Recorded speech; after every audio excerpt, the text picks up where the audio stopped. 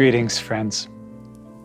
Holy Thursday and Good Friday take us to bleak places, places of great angst. A garden where grief is felt and betrayal happens. A trial where disciples run away. A death verdict. A painful walk to the place of death. A burden too heavy to carry. Over the years, I have had the privilege of walking with a number of people who carry unbearably heavy burdens and have experienced unspeakable darkness. They sometimes ask, how can they keep going?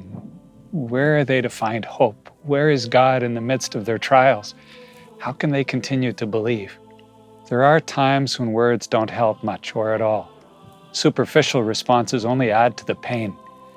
Sometimes all you can do is be there, opening yourself to the pain by walking alongside, being with people in it.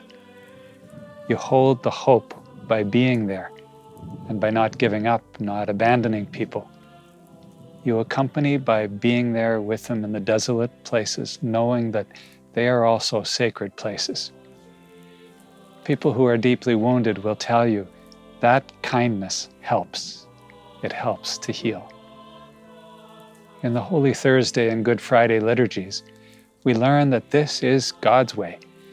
At the heart of what we, as faith community, remember of the night before Jesus died is a meal, a Paschal meal which is all about brokenness.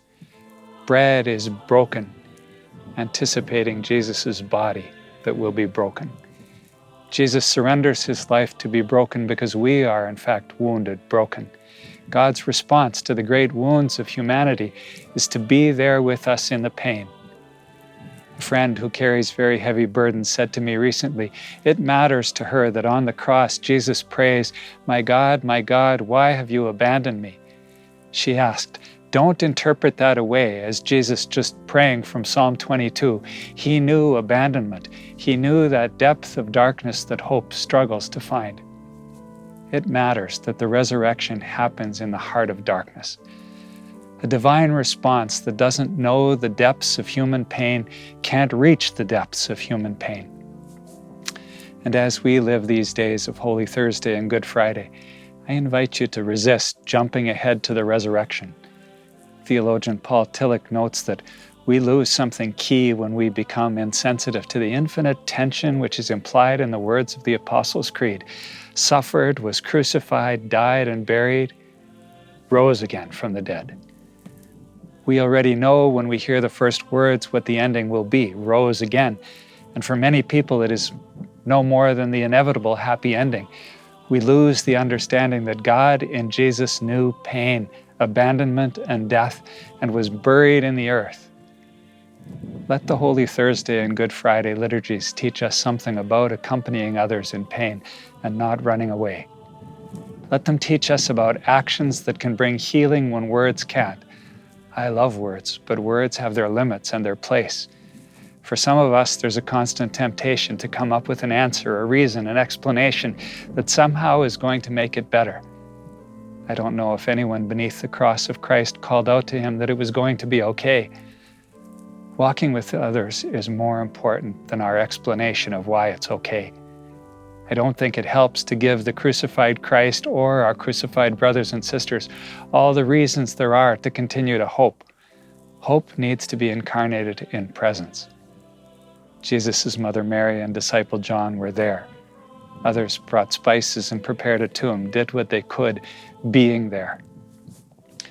The most powerful messages that come through the Holy Thursday and Good Friday liturgies are in fact wordless. Washing the feet of others, bread broken, anticipating a body broken, the veneration of the cross, lying prostrate at the start of the Good Friday liturgy. When God, author of the created order and the human condition, is crucified and buried, lying prostrate in silence speaks more articulately than words can. May these liturgies be an encouragement and invitation to each of us to have the courage to stay with others in those places of pain. God walks with us for the duration, even when the situations we are in are not fixable. Let us do likewise for each other. The Jesuit Ignacio Ellacuria, assassinated in El Salvador because of his solidarity with the poor, put it this way: nothing is more important than the exercise of mercy toward a crucified people.